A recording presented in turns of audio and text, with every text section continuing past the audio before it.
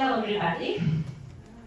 It's a great pleasure to welcome you all to today's event.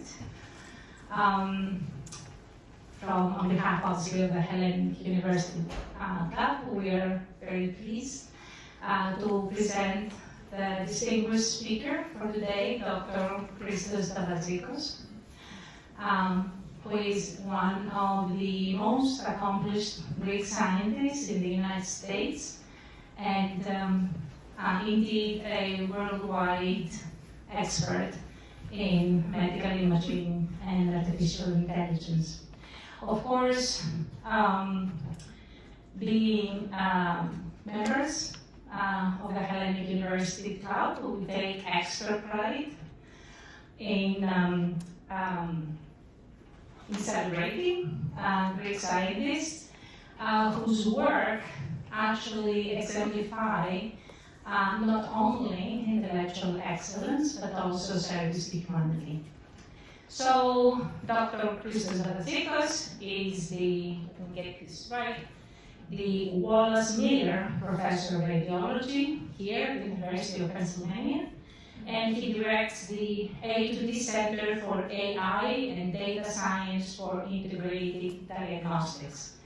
His research brings together imaging, neuroscience, neuroimaging, and clinical data science to improve our understanding, the diagnosis, and hopefully down the line, the cure of very complex brain diseases. Today he will talk about how imaging AI informs personalized diagnostics and treatment of brain diseases, with an emphasis on Alzheimer's disease, which, as we all know, still presents one of the greatest medical and human challenges of our time. I will not tell you what we will learn, because Christos will tell us all about it, but I would like to invite you to join me in giving a very warm welcome to Dr. Davatzikos. Thank you so much, Eleni, for the invitation, and the group for the invitation to speak here. It's a great privilege. I am a computational science by training, engineer in computer science, and I've been in medical research for 30 years now or so. So I'm very split in my personality, is very split in terms of science. And so are my slides, actually. The first half is a kind of introduction, some basic background of Alzheimer's disease and of current treatments and research. And the second half is some of our work on image computing, machine learning, and how we can actually derive what I call AI biomarkers, which can help improve the precision diagnostics, prognostication, and ultimate treatment. If you don't want to get into machine learning, graphs, and survival curves, make sure you ask a lot of questions in the first half, so we eat up all the time, right? This is the trick. All right. So I'll start with this, which is a series of paintings, self-portraits of a painter who was pretty famous in the Alzheimer's field. William Uterman, who I don't know if he's that famous outside the field, but he died of Alzheimer's disease in 2007, and he was a painter that drew a lot of self-portraits. This is one when he was 33 years old on the left. And when he was diagnosed with Alzheimer's disease at the age of 61, he started to paint himself every year until when he was admitted here in 2001 in the nursing home. He could no longer paint. You see, a lot of people think that Alzheimer's disease is a loss of memory. I know many of us worry that we start forgetting names and faces and things like that. That's not Alzheimer's disease necessarily. Alzheimer's disease has a lot of symptoms, of course, memory loss, confusion, apathy, irritability, a number of different things.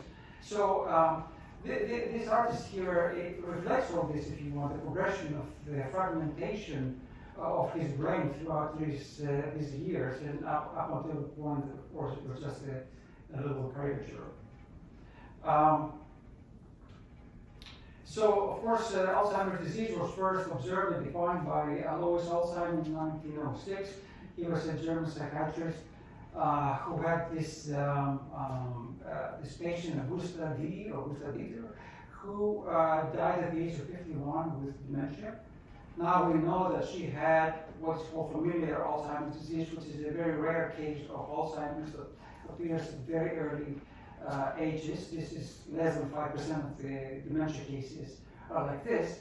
But basically, after she died, he dissected her brain, and then he found these plaques and tangles, which became the hallmark of the Alzheimer's disease, amyloid plaques and neurofibrillary tangles. And since then, with the advent of all sorts of techniques, a lot of them imaging of tissue or CT and MRI and PET, genomics, biomarkers of all sorts, we've learned so much. And that has opened up the opportunity for computation, for data science and AI to start digging into this data and try to learn what's going on, because it's very complex. I had the privilege actually a few years ago to a couple of times that I visited the NLP clinic in Munich to be led into this revere conference room. This is where Alzheimer here in this chair used to sit. And this is where Kraepelin used to sit. Emil Kraepelin is considered the father of modern psychiatry, modern scientific psychiatry. He hired Alzheimer to give more biological emphasis to psychiatric diseases, because he believed that they are brain diseases rather than soul diseases. So these are some of his original stains and writings and model preserved brains. It gives you the chance to be in that room. The owl here is not the original. They don't last that long.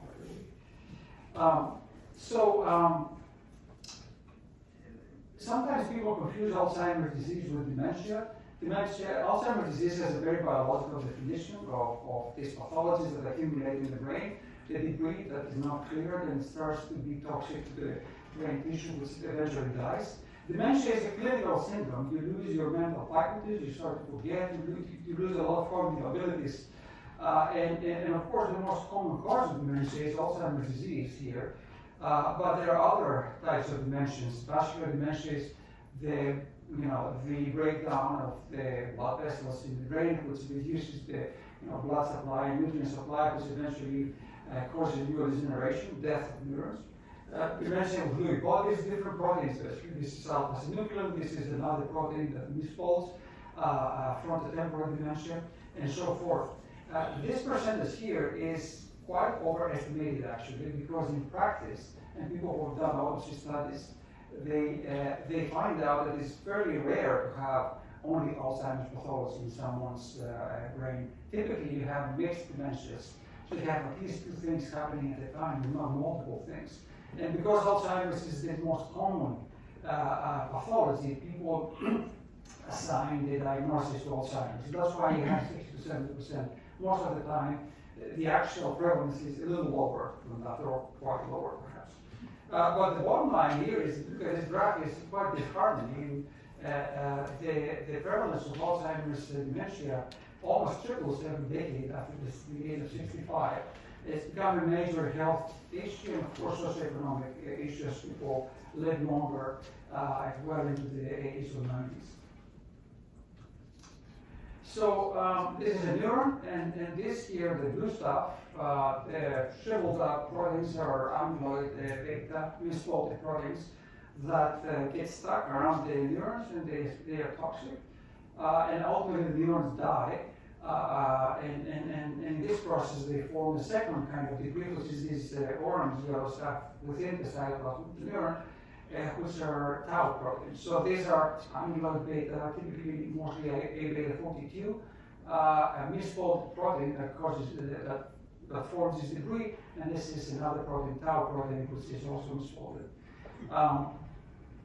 So this is the biological definition of Alzheimer's disease. It's not a static process. It's a dynamic process that has different stages. As you see here, it starts with this part of the brain that is colored green, and it involves this area here, which is the hippocampus, which is considered to be the epicenter. And then it starts to spread here, as you see, with more red colors. and this is stage 3. What is interesting is that, and at the bottom you have the spreading of the tau protein, which also starts from this area here and starts to spread, but it hits primarily the hippocampus. This is the red area here. What is interesting is that the typical model that people have is that you accumulate amyloid, that causes neurodegeneration, that causes tau protein accumulation, which causes death of neurons, which causes cognitive decline, which causes clinical progression. But if that's the case, then you see here that the hippocampus doesn't accumulate much amyloid. It's other areas that accumulate amyloid, but the hippocampus accumulates this tau, which is supposed to be downstream effect. That is a paradox that is important, and I'll come back to this.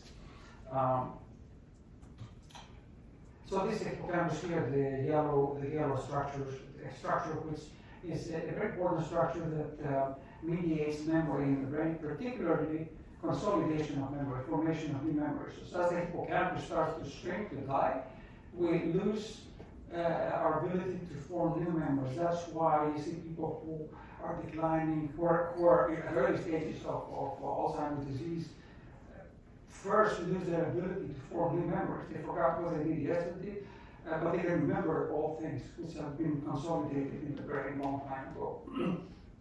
Eventually, as the disease spreads everywhere, you start to lose those memories as well. If you have any questions, feel free to interrupt me. Yeah? Actually, I do, because you already said something I wasn't aware. So I thought that Alzheimer's was something kind of localized. Now you seem to be implying that it's a general degeneration of the brain rather than a specific type of degeneration. It spreads. It spreads. This is how it starts here. Amyloid starts to accumulate here in these areas, the green areas. That then it starts to spread through other parts of the brain, and eventually it starts to spread in areas that this area that's gray here has part of our brain that controls movement and sensory input from the body. This is the last thing to go. The green part in the back controls our vision. This is also one of the last things to go. And the tau protein spreads here. It starts very localized in the hippocampus, and at subsequent stages it progresses. So it's only when you start to reach further stages that you start to see this complete breakdown and significant clinical progression. Ultimately, it spreads to the whole brain. Yeah? So since there's a difference in localization, have they seen anything different in the neurons that seem to be affected later that could be protective? Are they a different type of a neuron? Obviously, it's motor neurons, but in vision. But why are those neurons spared? I don't think it has to do with the type of neurons, although apparently some areas are a little more resistant because the different types of neurons exist throughout the whole cortex, but this has a pattern of spreading. Well, the thought is that it spreads through connections in the brain. So if part of the brain is affected, then whatever is connected to that starts to be affected as well, which is not the case not only in Alzheimer's disease, but in traumatic brain injury. If you hit your brain in one side, you have the first damage, and then that starts to propagate. It's a process of last years. And people with brain trauma, by the way, they also accumulate a lot of tau protein and amyloid.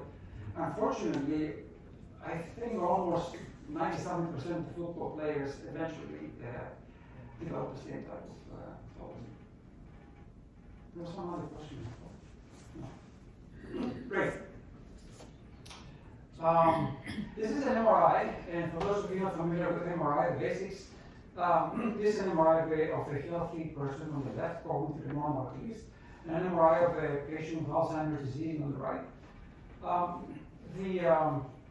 Just a primer on MRI. The outside, the gray stuff is the skin, the fat, the skull, the dura, which is a membrane surrounding the brain, and then this dark stuff here is fluid. It's cerebrospinal fluid, which fills in the cavity in the brain that gets bigger as we lose brain tissue. And you see what happens here in Alzheimer's, this huge area. This huge area here, the hippocampus that used to be here, has disappeared and been replaced by fluid. But it's not only this area, it's a bunch of other areas here. And all these dark areas here are part of the cortex that has been replaced by fluid because the neurons are starting to die. So this is what happens, but this is kind of an extreme case. This is for demonstration purposes primarily. So there have been clinical trials in Alzheimer's disease for decades, and people have been looking for a couple of decades, and they've been unsuccessful. Eventually, in 2023 and 24, two of them succeeded, and they passed the FDA approval. The first one on the right by the Japanese company Eisai and Biogen, and almost at the same time, a little later, by Eli Lilly. Both of these are medications that remove amyloid from the brain. So after all this time, people celebrated this because it's really a big problem that nothing worked before. You see here, the more of the dose of the medication, the more you remove amyloid from the brain, and the more you wait, if you look from left to the middle to the right, the more you remove amyloid. So the treatment worked, Nature papers, big celebration. And then the clinical trial, the first clinical trial showed that it actually slows down cognitive decline.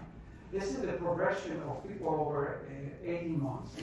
And the black are the people who didn't have, who got the placebo. And the green in this trial that eventually established led to FDA approval. And the green are the people who took lecanemab. Now, these are doing better, but there's a statistically significant difference between the two, so it's great. It slows down cognitive decline. But if you look at it, people in green decline. In a year and a half, basically declined a lot. So there was a lot of arguments in the field, and so a lot of people objected to this approval because the effect is mild. If you look at it horizontally in this graph, it's something between 3 months and 6 months slowdown of cognitive decline, which is great to have, but it's not a cure. For a medication that costs $30,000 a year plus, not the many thousands for scans, PET scans, MRI scans, and so forth, this is a very modest effect. Even worse is that there are side effects. Two of them. One of them is edema, swelling and inflammation in the brain. All these bright areas that you see here is inflammation caused by the medication. If that happens, people have to stop right away, maybe get on corticosteroids and so forth. And the second is in microhemorrhages. These are mini strokes. All these dark dots that you see here are mini strokes. These might look small, but they're very important. They can disrupt the ways of function of the brain. Certainly, you don't want to have a bunch of them start to develop. Now, the good news is that only about 10 to 17% of the people, depending on the trial you're looking at, develop these side effects. But these are the people who have a genetic variant that is the biggest risk factor for Alzheimer's disease, 8.4. So the people who need it the most are the people who develop these side effects. So the damage is more than 10 to 15%. So finally, this plot shows you basically that what I've circled in red here are the people on the left are cognitively normal people, and the y-axis shows the percentage who have amyloid positive or negative. Basically, these 3 bars here are the people who are amyloid positive, that have amyloid in the brain. You see that almost 40% of cognitively normal people have amyloid in the brain after some age. Typically above 65 or so, 60 to 65. So 40% of people do have amyloid, which is considered to be the cause of the disease, but they don't have any problem, and they might remain stable for a decade or longer. More positive here, people who have late-stage MCI, which is mild cognitive impairment, which is a prodromal early stage of dementia, basically, pre-dementia, but late-stage MCI means that they're very likely to progress to dementia soon, and almost 15 to 20% of the people with Alzheimer's do not have amyloid, and almost 30% of people will have late-stage MCI. So again, another paradox. If amyloid deposits are the hallmark of the disease, these people don't have them, but they have dementia. So the situation is very complex, and the story is not just simply remove amyloid in the time. This is what they tried, the medications did, and they slowed down the disease, but they didn't really cure the disease. So the situation is much more complex, and because of this, finally, people started to pay more attention to a whole bunch of other things, immune system, cardiovascular risk factors, and all sorts of other things, hormonal changes that are very likely playing a role in the path to dementia. Yes? Wasn't also some case of like scientific fraud relating one of the papers that really I don't think there was any fraud. There are some issues about how you analyze the data, and sometimes people. because I remember that a lot of reading somewhere that a lot of research had to be rethought, a lot of the results, because they were starting off a wrong. There were some issues with the analysis of the data and which people are excluded and this and that and the other, but not a fraud.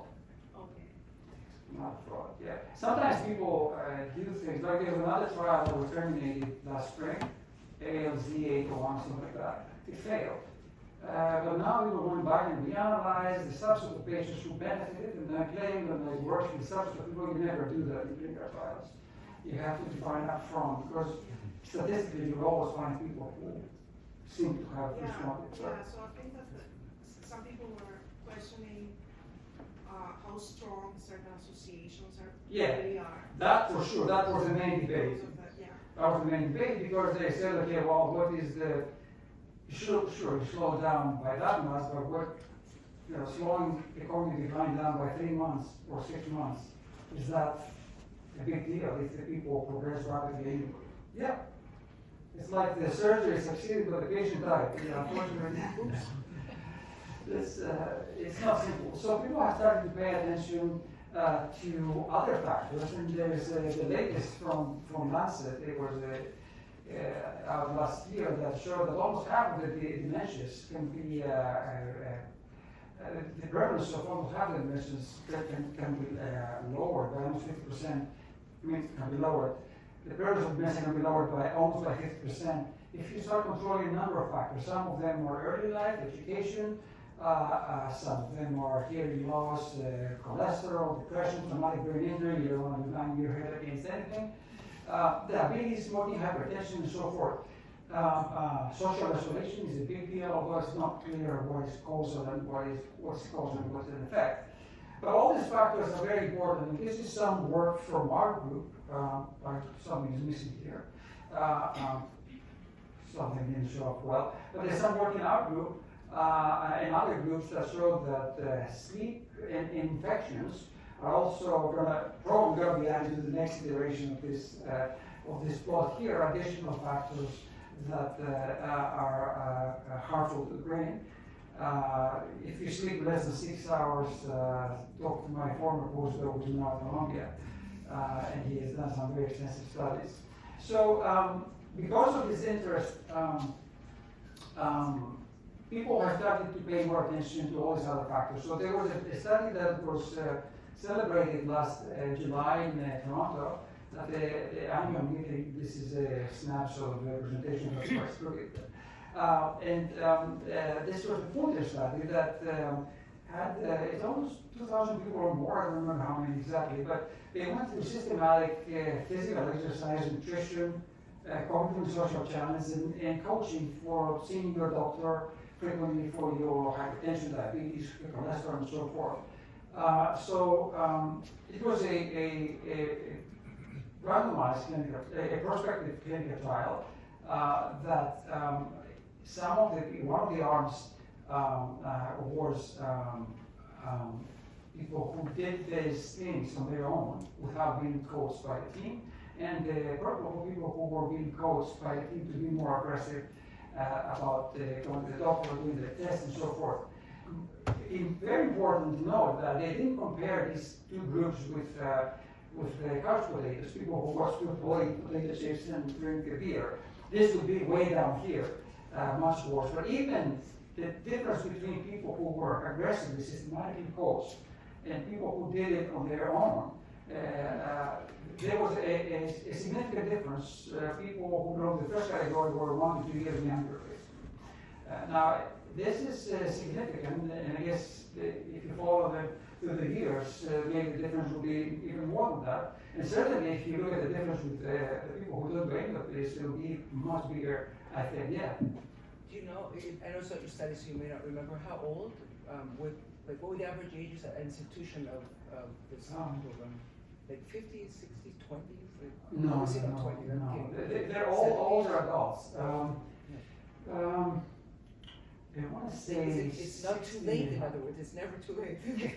No. See you later, Not at all. Not at all. Yeah, there are people who are, I remember 60 and up or something along these lines, but it wasn't young people.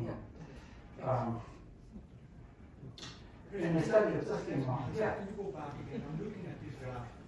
You know, how are these error bars calculated? Have you looked at this publication? This was from the presentation. Yeah. Because you know, if you look at the points between structure and self-guided, and then you look at the error bars, how they extend for either of these two points, the triangle and the circle. In some Which one? yes, they're fairly close. Yeah. Right? Especially when you go to The last 2 years post.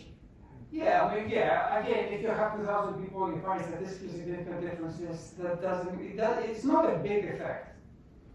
It doesn't make dramatic difference, but there are statisticians who There may believe be a that trend there, there may be something, but you know. there's variability, yeah, but certainly the two curves on average differ, yeah. But there's a lot of variability, yeah.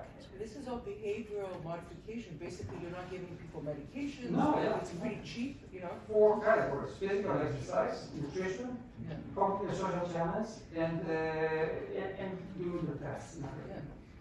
Yeah. It's something we should all be doing. Yeah. Sign us up after. Yeah, absolutely. Yeah. So the difference between the two, the guided and the self-assessment thing, the difference was only whether you were going every day to like a nutritionist or someone like a structured whatever at the gym or whatever. It was the same exact key parts that were being Yes, completed. it was exactly the same whether things. you were with another person. Right. It's just that the team of the clinical trial was following through systematically with people, calling them, making sure that they do their exercise, they follow the regimen basically, they see the doctors and so forth. Otherwise, it's supposed to be the same. Of course, you don't know what the self-guided people did. Okay. And this is self-reporting, right? I mean, right? The participants of the trial, they are surveyed. no, it was a randomized trial. If I'm self-guided, if I belong to self-guided, how do you take my data? How do you know what I'm doing? That's why you're self-guided. They tell you what to do, and you presumably do it. But of course, if someone doesn't bother you all the time, you might say, okay, it's okay, I can skip this and I can skip that. And the study that just came out, I haven't read this paper, but it was a Nature Medicine paper. Make sure you do this should be 5,000 to 7,000 steps a day, basically. This was a very dramatic effect. This is from the Harvard group. If you, people who have amyloid are the blue here, whether or not they have physical activity doesn't make a difference in their accumulation of tau, which is the protein that is related to death of neurons, or cognitive decline here on the right side. The dotted line and the solid line are about the same, and these are the people who are have high physical activity or low physical activity. So it doesn't make a difference. If you don't have amyloid in your brain, you can get by without a lot of physical activity. But if you do have amyloid in the brain, this is the red, the people who didn't have high physical activity progress very rapidly. They accumulated tau and they decline cognitively, whereas the people who did their steps, they were much more subdued, so they were much more controlled. So it makes a big difference if you have amyloid in your brain. So if you have to take a blood test and someone tells you have amyloid, make sure you start working. But it doesn't, it plateaued after, I think, 7,000 steps, it plateaus, so you can still watch your flips. So the low physical activity is that they did less than 5,000 steps. The lowest less than 3,000 steps. Oh, this is 3,000. 3,000 and less is low. 7,000 steps is high physical activity, and the plateau was around 5,000 to 7,000 steps. After that, the gains are small, so not worth it. Yes. All right. That's the first part of my slides, and I'm gonna get into a little more technical and scientific stuff we've been doing in the lab and collaboration with people. So that's a good point to further stop and ask more questions if people have. No, that's a mistake because you're going to hear about human. Okay, I have a question. Yeah. What is the mind diet? Yes, I was before. Oh, oh, it's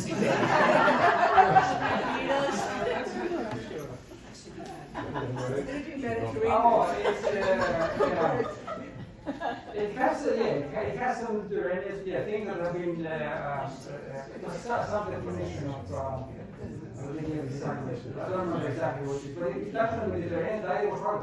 It was explicitly mentioned. Looks like a brain. One more question. Yeah. I have one more question. So I don't know if it's because I'm getting older, but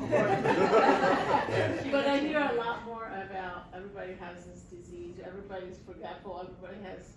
I don't know if it's because more people, are looking into it, or is it because I'm getting older and I hear it more? And a lot of people blame it on COVID shots and all this craziness, but I don't know. Do you think there's more? Is it because we're living longer? Yeah.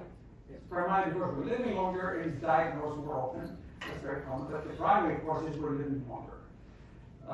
There are other causes potentially, environmental pollution and chemicals, things we eat.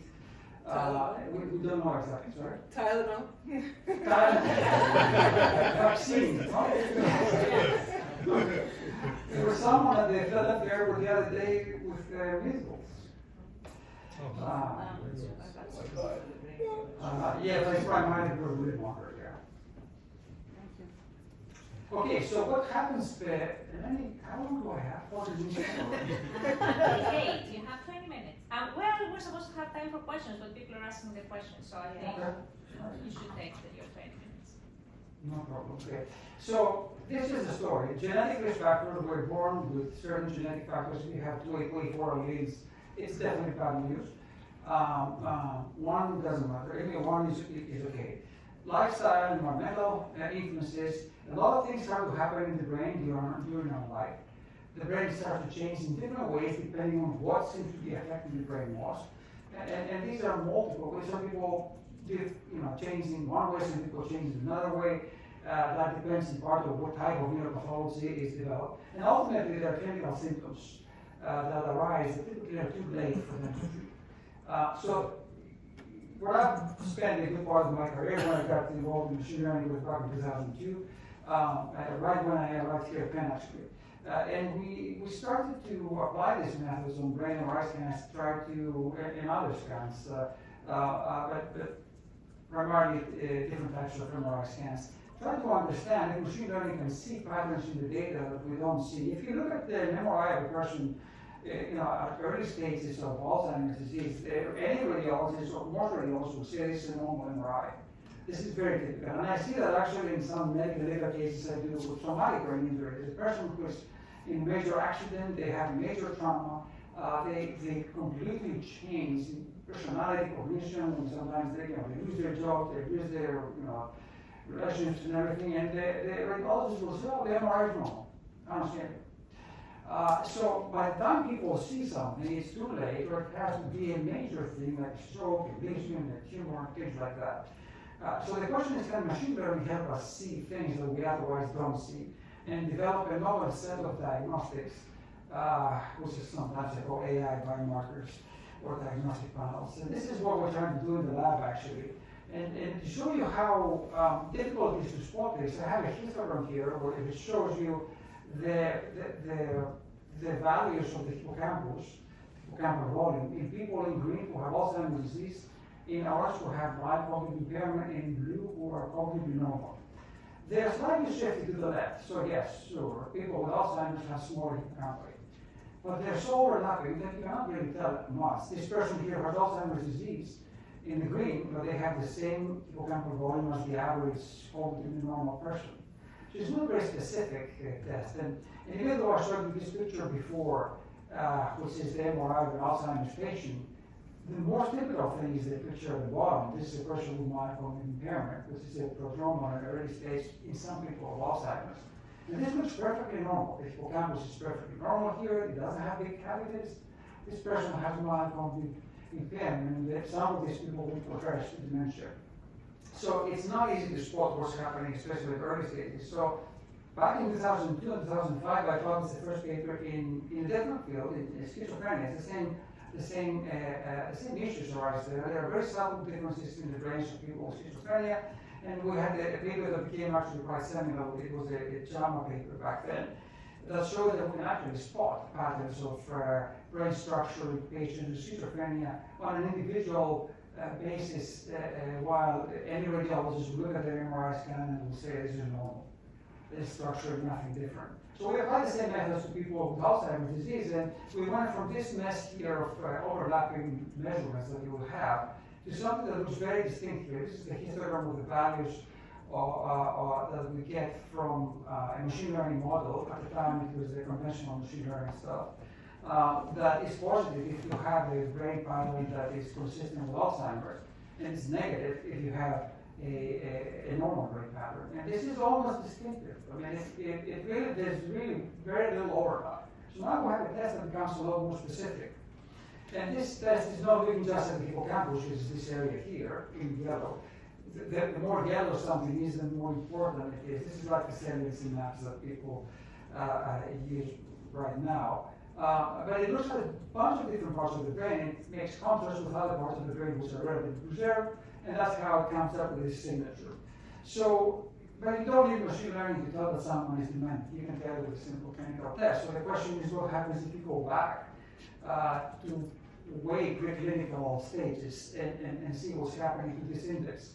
So at the time, we had another publication in 2009 where we looked at we took an 8-year study, the Baltimore longitudinal study of aging, which is a big study. It still goes on until now, or before the government shut down. And people are followed up over a 30-year period by now. But that was an 8-year window, and what I plot here is the rate of change of our imaging signature, or the model's output, if you want. The index that we developed back then. And folks, the news are negative. They're not good. If you look at all these values, they're all positive. So there's not a single person that was stable except for a few. Everybody was moving in their own direction. So everybody was developing more and more of this pattern in brain atrophy. But this is a function of age. But you see some people who are above this red threshold, and these are these people here who eventually, in this 8-year window, they developed mild cognitive impairment, which itself is a prodromal for some people to Alzheimer's disease. So the people who were moving faster in terms of developing this biomarker was moving faster, these are the people who progressed.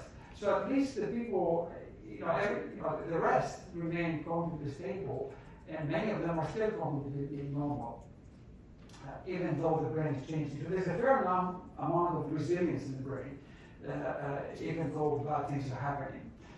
So at that point, I realized that playing with a few hundred images, it wouldn't cut it for us. So I spent a good part of my career over, between 2015 and 2020, or 2014 and 20, bringing together people from all over the world to share data with us, to form different consortia in aging, in psychosis, in major depression, in brain cancer, and so forth. And so we've ended up with over 100,000 MRI scans in the lab now. We started to play with them. This was an earlier publication by my former postdoc, who's now a professor at the University of Texas. We started to look at different studies here, different clinics. These are different colors. And we plotted this index, the disparity index, as a function of age. Again, if it is, the lower it is, the better off you are.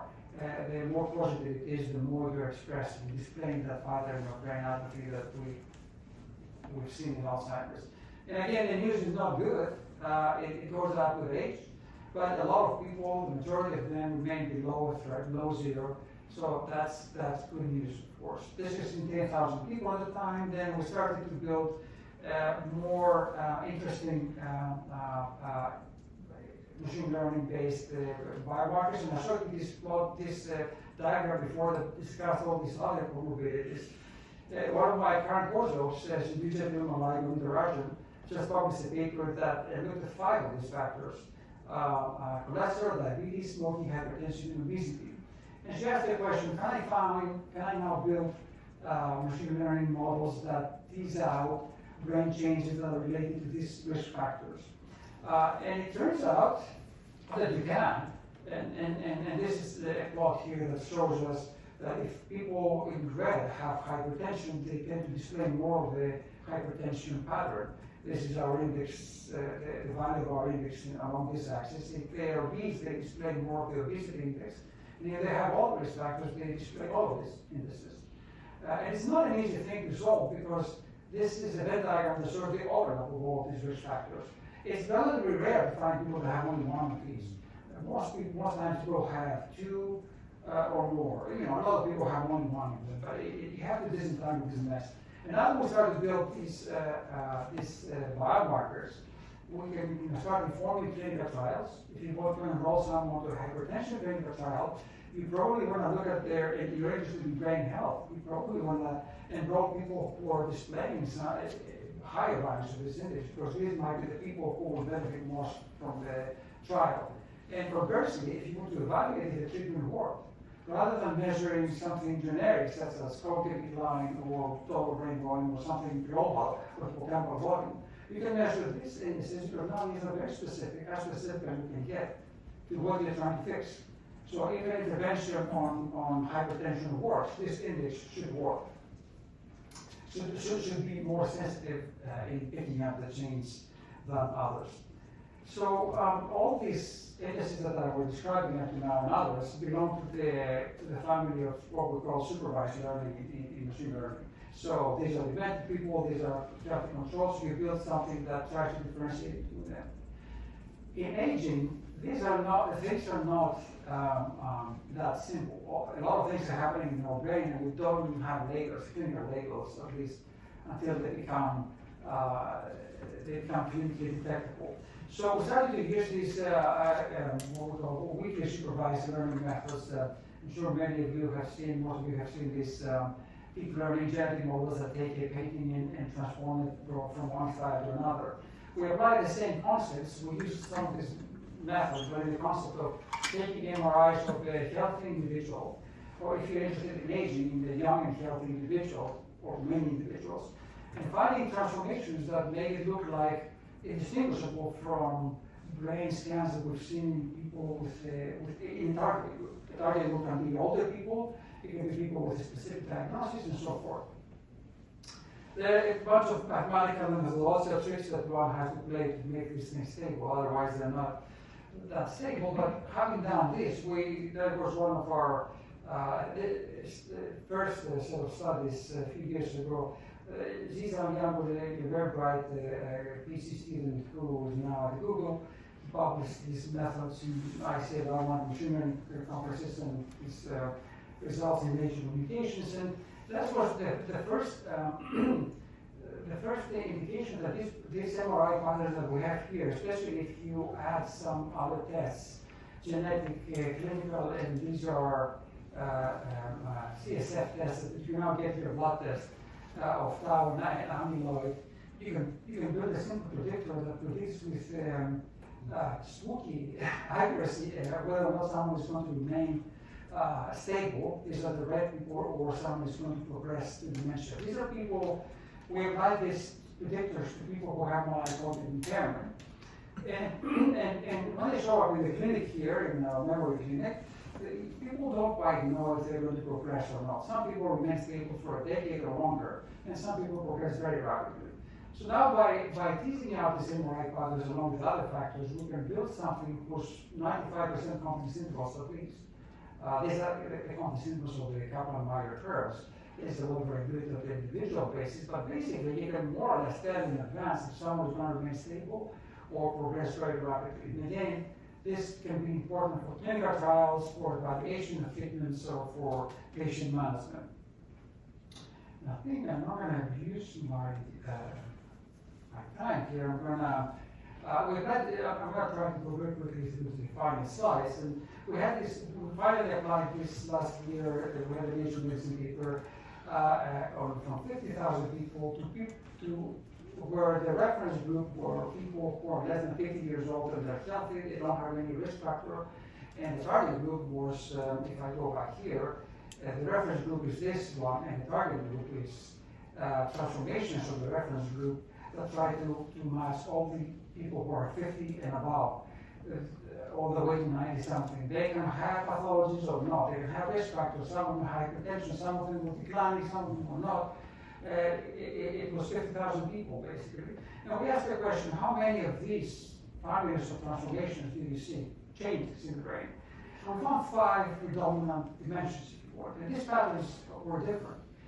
One of them that came out through the data was this Alzheimer's-like pattern. The hippocampus was getting smaller. The algorithm itself found out that this is one subcategory of people. We didn't tell it anything about Alzheimer's or MCI. It came out of the data. People with R3 are the ones who seem to have the spreading of this neurodegeneration from the hippocampus to other areas. R5 was very different. So the point is that now we've derived 5 new biomarkers which capture different patterns of change in the brain. And if you look at them longitudinally over time, what you see here, for example, the R2 index here, these are people who progress from being cognitively normal, this is the orange or pink, whatever it is.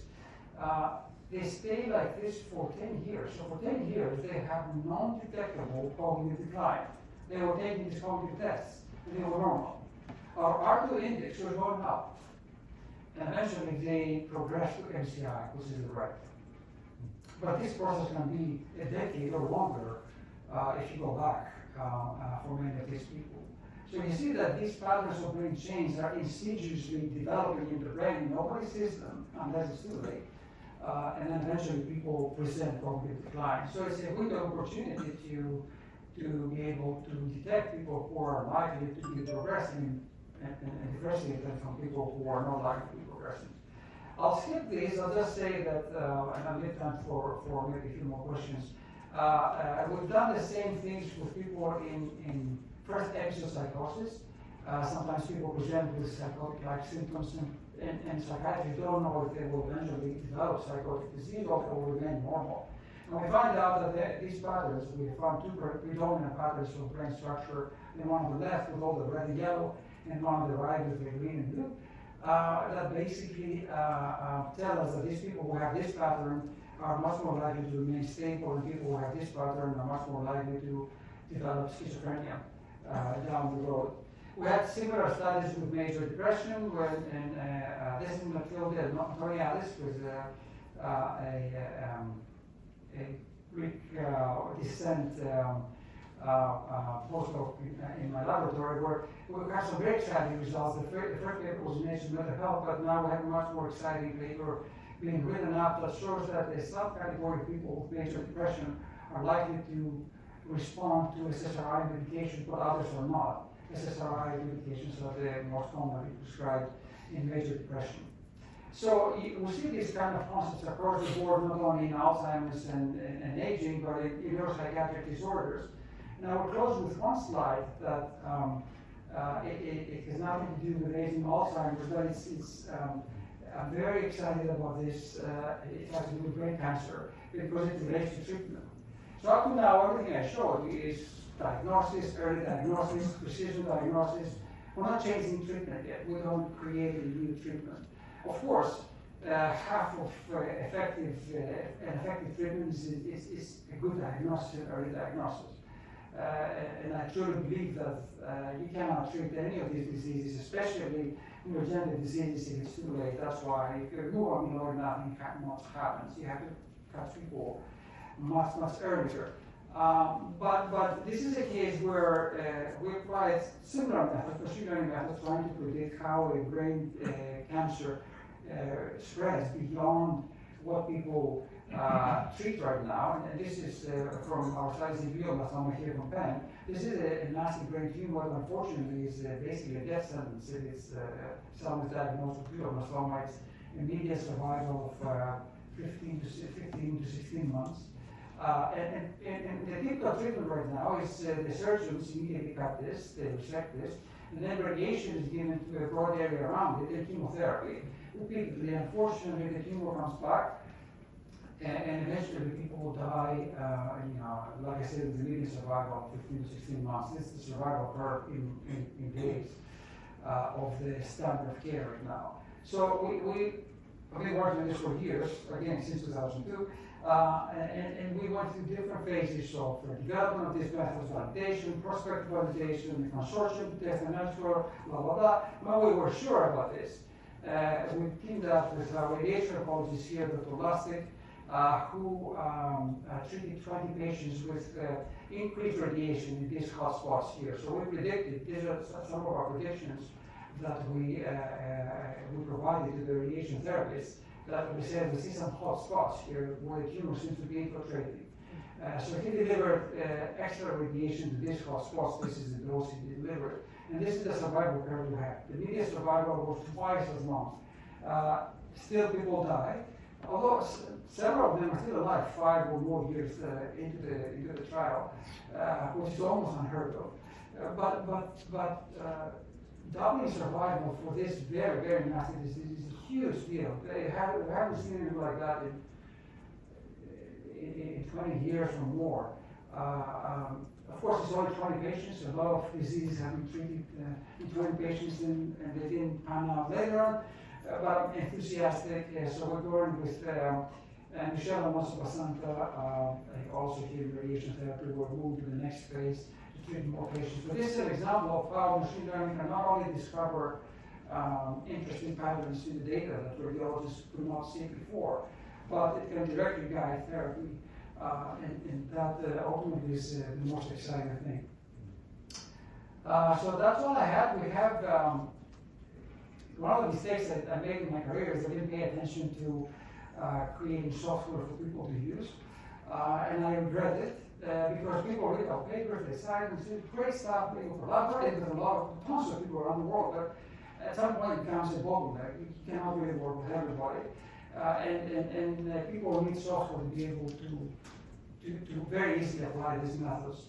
So we got a grant from the Brain Initiative, and we teamed up with Amazon, AWS, and more recently with Bill Gates Foundation, Gates Venture. So we have our piece of software that is called NICER now. You can upload your MRI and get your Alzheimer's score. It's still under development, but hopefully by next year it's going to be very stable. But you can do it now and get all these indices very easily so that we don't have to be in the loop. Thank you so much for your attention.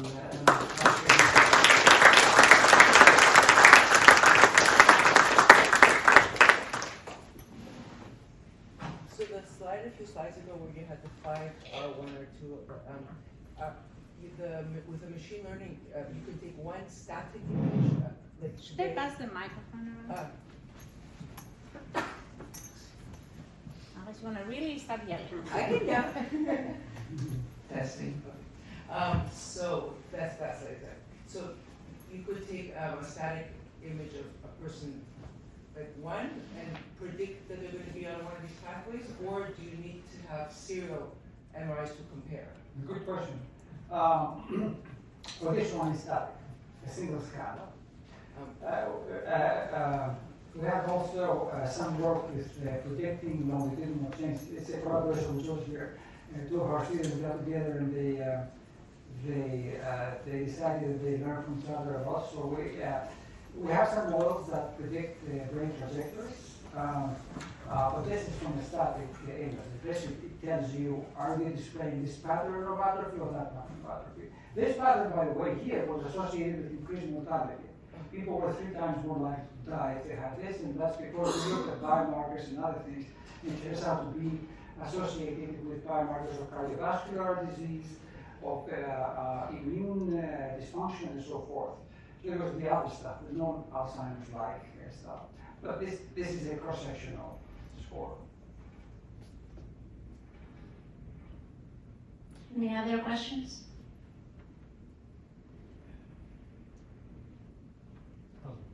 Yeah. To continue the discussion, how do you consider group differences into your analysis of machine learning? You know, different groups that may have different characteristics in your prediction. Can you? Yeah. I mean, machine learning needs a lot of data. Of course, you use those covariates. If you know like sex and age and other things, you can use them as covariates. But that's what we do. But if you start breaking down into too many buckets, you don't have enough data. So it's a little bit like why the LLMs have worked. There's in trillions of pages. They have different contents, but if you see a lot of them, it works across multiple. So that's an unsolved question. Like, is it better to build a very specific class model from a very well cleaned up data set and population, or better to try to find common patterns across all the covariates that might confound your analysis, but they give you more data? This doesn't have a clear answer. It's experimental. We try all. I think I can be loud. So you had mentioned earlier about football players and accumulating disease or injury. Do you think this could be used to kind of at some point say you need to stop playing because you're at the stage where we think this is going to progress, that it's irreversible? You need to stop playing, you mean for the players? Or Yeah, for the players. Before they start, probably we should just never start. Well, yeah. For the players, the answer is very clear. You need to stop playing. Sure. Regardless. $millions of dollars. You need to stop banging your head. That is no doubt. This is the only clear thing we know. I have no idea why people bang their heads still. with all the stuff, but I watch them. I enjoy it, but we should absolutely not do that. And I've seen many cases, not football players as well, not from Minnesota. Yeah, I mean, poor guy. I mean, he is in his 30s. He basically lost all his abilities. But even milder cases, like people kind of fall off a ladder or can slip in a snowy parking lot and hit their heads, and they develop serious issues. Because I mean, I know if it happens younger, it's more severe. And so there's youth sports, and I'm just wondering, is there some tool where you think, you know what, you need to stop right now? Because this is... If you're banging your head, Just stop. Just don't play. yeah. So on the second to last slide with the new study, on the graph, it's two things. First, This it's study, this one. the newest one, yeah, that one. So the one with the treatment progresses faster in the beginning if there's like a cross. That's a good eye, yeah. So what's up with that? And then also towards the end of the trial, it starts to bottom out too. So does that like continue to reach? Which one? Yeah, does that also? That's because people eventually die. This is almost 5+ years, right? This is 1600 days. So eventually, unfortunately, everyone with this disease dies, almost. Here, this bit is not statistically significant, but most likely. But yeah, I don't know. It could be. That's a good observation. I thought of that too. I don't have an answer, but it could be that because these people in our trial, they weren't. They do receive extra radiation, maybe the most vulnerable of them die a little faster. But again, these are very early stages. This is the way below even the median survival at this point. But yeah, it could be that they're more vulnerable, have a worse case of glioblastoma, and the extra radiation throws them off. So it's similar to the Alzheimer's study where it doesn't stop it, or just gets slower in a way. No, this one is the opposite split. Our study here did a little worse than the standard of care. No, like by the end. By the end, yes, it's like that. Yes, basically, our trial did better. And our effect is much stronger than Eli Lilly's and Isai's effect on Alzheimer's. It's only 20 patients they have. Thank you, Christos. That was extremely illuminating. I have two questions. One is language, and the other one is terminology. Why is it called amyloid? Well, it's interesting. Amyloid proteins, well, amyloid, I don't know why it's called. This is a family of proteins in the brain that they're actually critical part of brain function, normal brain function. It's not that they suddenly, this junk suddenly appears. There's something called amyloid precursor of protein, which is cut by some enzymes. And normal amyloid proteins are important in the brain for even synaptic formation, for even forming memories. You need them in their normal form, which is soluble. They dissolve and they are removed by brain mechanisms. What happens is that, two things, is that either they're cut incorrectly after some point because something changes, and these enzymes are slightly miscoded, and then they cut the protein in slightly incorrect peptides, which then fold the wrong way and they form this plaques. Or they're not cleared properly by the brain. I'm not answering your question. Why is the amyloid precursor protein called amyloid precursor? I don't know. So this is the how they name the protein. Is this the same material that washes out the neurons in the ALS? ALS. Yes. That's a different protein here. It's a different, but it's not. It's the same. It's a similar concept. It's a misfolded protein, but it's a different protein.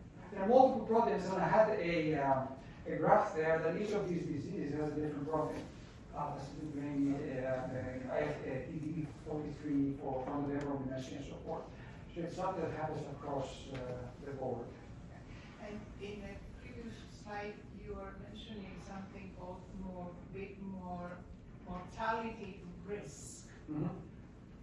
What exactly do you mean? When someone is really so sick from Alzheimer's, what is their risk? Well, these are not Alzheimer's patients, so I didn't have enough time to go through them. But these are all normal people, people without disease. So we're comparing here. Risk of mortality. Yeah, so we compare the young and healthy, which is people below age 50, so 40s and 50s, which is our reference population. And then people 50 and above, 50 through 90, who had all sorts of things. And this is a subset of people who had follow-up, so they were followed up in time. So they were 3 times more likely to die if at baseline they presented that pattern of exchange. They were 3 times more likely to die. That's not most likely, not because they had that brain pattern, but because what was causing this brain change was also causing cardiac disease, inflammation, and other things that caused brain mortality. Well, it seems that we did not really need the coffee to keep the conversation. Okay, last one. Last question. Last. So this seems really fascinating, and it makes me think of how we do routine screening, like colonoscopy, mammography, etc. Do you predict that this will one day become routinely clinically available, and how soon? Yeah, we've now implemented it here in the clinic. So it's a normal, like, I go to see my doctor, and she's like, you need to have your Yeah, well, this is a whole discussion for coffee. But there's many reasons why these methods haven't made it to the clinic. Number one, FDA clearance is a process that takes years. Yeah. So there's a big gap between the lab and the clinic. It can be a decade or longer. The technology changes so fast that I'm not sure how many people have the appetite to spend time to change something that will change next year, for example. Even our own papers have evolved year after year. The situation in the clinic is this very busy clinic with a constant throughput. It's a pipeline. You can't stop. There's an analogy with air traffic control. You know that there are many air traffic control facilities in the country that are using floppy disks. I don't know if some of you don't even know what they are. They usually inform me, how is it possible? Because nobody has the time to change the systems and validate it, and who's going to solve all these problems and test the new system? And there are other reasons, there are cultural reasons, there's all sorts of stuff, but it's not an easy thing. Thank you. Okay. Very last one. Hard last one. I can't stop after that. Christo, you say that here you studied about 50,000 individuals. That seems a very low number for a place like Penn. Low.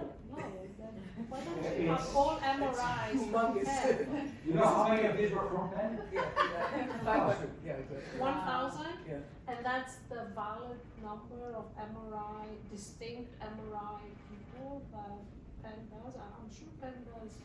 Not with Alzheimer's, they see. I mean, yeah, there are people, but they need to have the right images as well. So, yeah, it's maybe the number 1,000 is not exactly, but it's about right. Very few people. That's why when the world basically get data, because you need lots of data. Tell me, 50,000 is a huge number. Huge numbers. Cardiovascular studies are like massive, and they're like 20 or 30,000, and you're like, wow, huge. Yeah. Well, we really need to thank Dr. Davatzikos for an amazing presentation. Thank you, Christo. We really appreciate you coming here. You obviously generated a lot of discussion.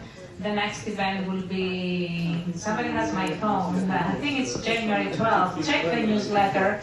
Mike Karaviga will be giving another fascinating talk. See you then. Thanks everybody for coming.